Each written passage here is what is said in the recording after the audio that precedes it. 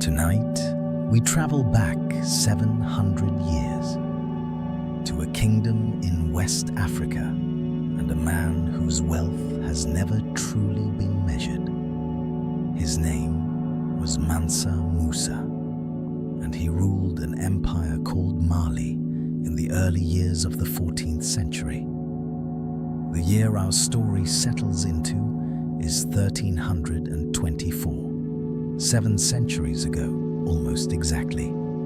There is no need to remember any of this. No need to hold on to the names, or the dates, or the places.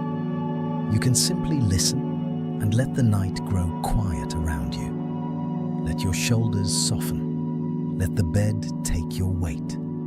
There is nowhere you need to be, and nothing you need to do. Only this quiet room, and a slow story, and the long, easy road into sleep. So, 700 years ago, far to the south of the Great Desert, in the west of Africa, there was a kingdom. It was called Mali, and it was vast, larger than most people today would ever imagine. It stretched across wide grasslands and slow brown rivers, across trading towns and quiet villages, across more land than nearly all of Europe held at the time. It was a green and golden country in its way.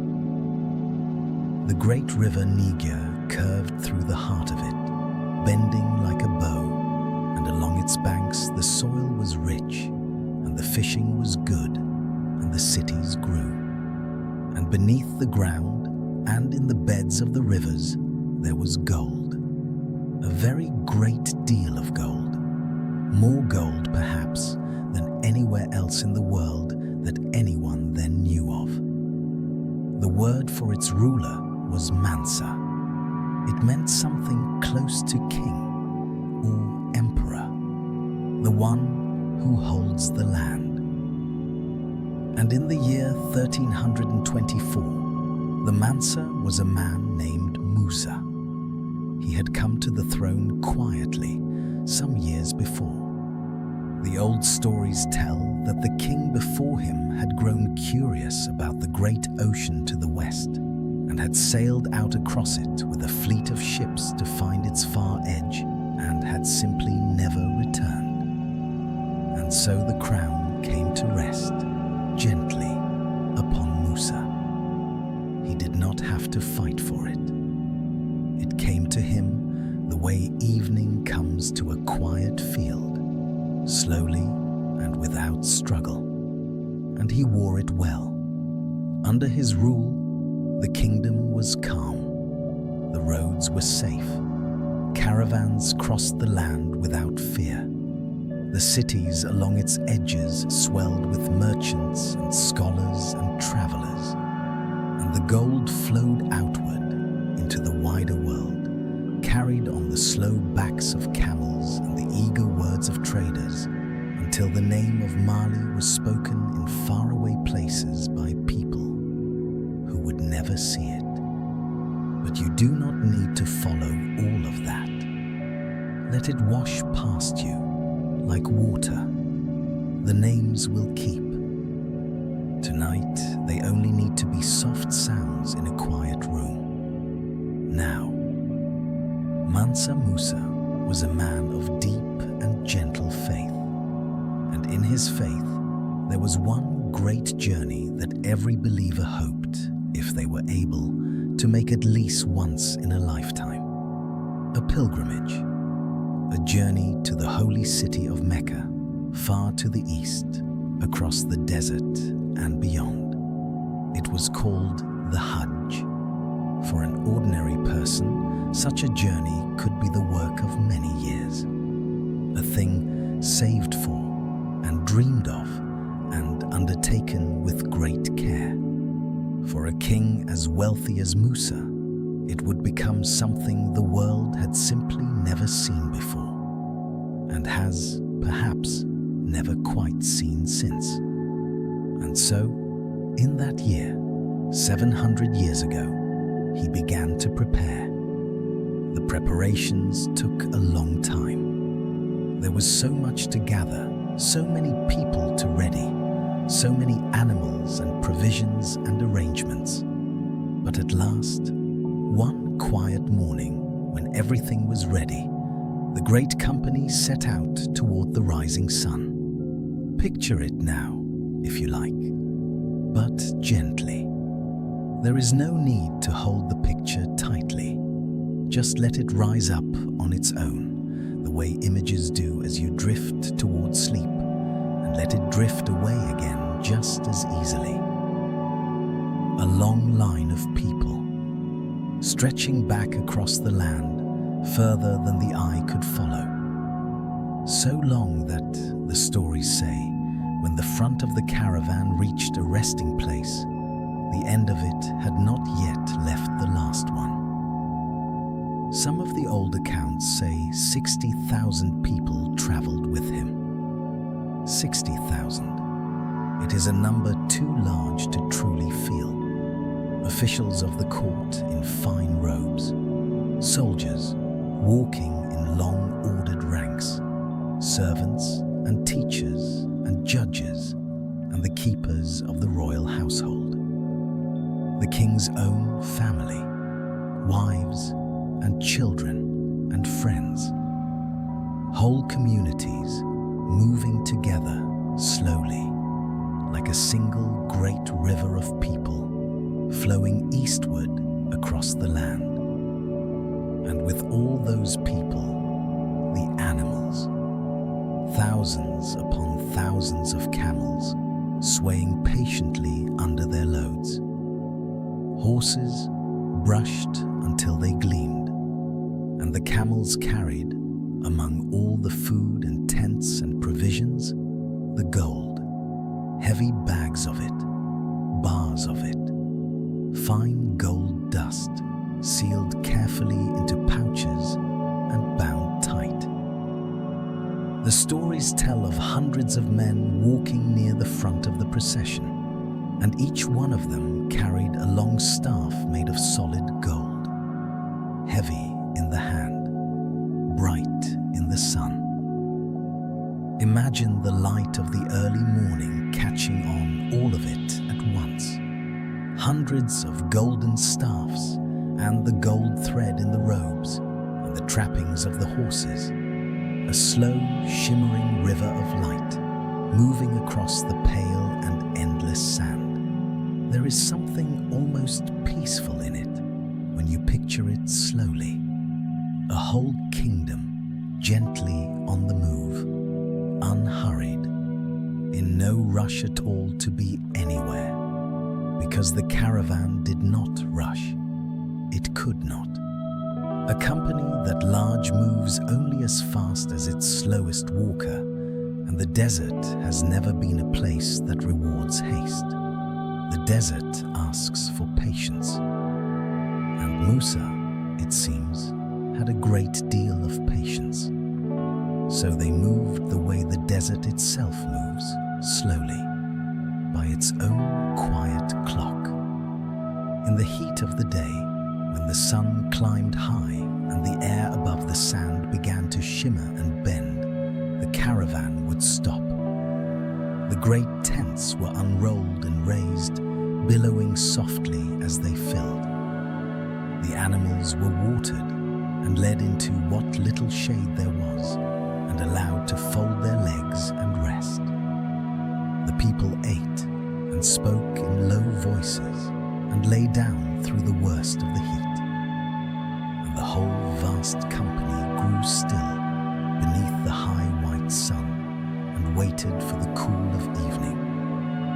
And then, when the sun at last began to sink, and the sky softened into shades of rose and amber, and the deep violet that comes just before the first stars, they would rise again. The tents came down, the camels were loaded, and the long line began once more to move.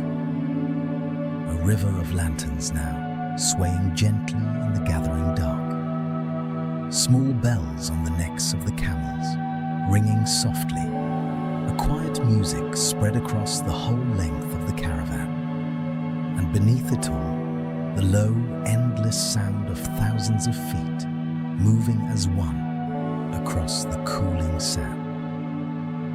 Night after night, this is how they traveled. The stars wheeling slowly overhead, brighter than you have ever seen them, thick as spilled salt across the black. The desert breathing out the last of the day's heat into the cool dark.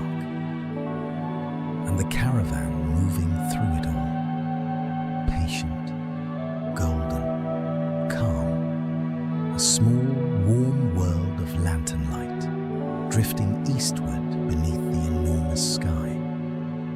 You may be feeling heavier now, warmer. That is good. That is exactly right. You do not need to stay awake to the end of the story. The caravan will carry on whether you are there to see it or not. You can let it go on without you, into the dark, and simply rest here, where it is warm and quiet and safe. The journey was long, very long. It crossed lands of soft sand, and then lands of hard stone. And then, slowly, green river valleys and ancient walled cities that had stood for 1,000 years. Week after week, month after month, and everywhere that Mansa Musa passed, he gave. This is the part of the story that the world remembered most. Long after everything else had faded, this is what people still told one another in distant countries for generations afterward. For Musa was generous, profoundly, almost unimaginably generous. It seems to have been simply his nature. In every town the great caravan entered, he gave gold away to the poor who gathered along the roads to watch him pass, to the holy men and the scholars and the teachers, to the leaders of the cities who came out to welcome him. He gave and gave and gave with an open hand and an easy heart, as though the gold were water and he stood beside an endless spring. He built places of worship as he traveled, leaving them behind him like footprints. It is said that wherever he stopped on a Friday, he ordered a new mosque to be raised so that his company might pray. He paid freely and warmly for everything his enormous host required, never haggling, never counting too closely. And he gave gifts that left the people who received them speechless for the rest of their lives. Let the names of the cities drift past you now. You do not need to keep them. Walata, Tuat, Cairo, just soft sounds carried on the night air. Let them go. When at last, after many months, the caravan reached the great city of Cairo in Egypt, the people there had truly never seen anything like it. Cairo was one of the grandest cities in all the world in those days. Its people were not easily impressed. They had seen kings and treasures and wonders of every kind. And yet, even they stood astonished at the sight of this king from a distant land, arriving from out of the desert with a fortune that seemed to have no end at all. Musa stayed in Cairo for some time, some 3 months, the accounts say, and in those weeks, he and his enormous company gave away so much gold, so freely to so many people, that something quite remarkable happened. Something that tells you more than any number ever could, just how vast his wealth truly was. The price of gold in the city began to fall. There was simply so much of it, all at once, suddenly in so many hands, that gold itself became a little less rare, and so a little less precious. The markets of Cairo felt the gentle weight of one man's generosity for years and years afterward.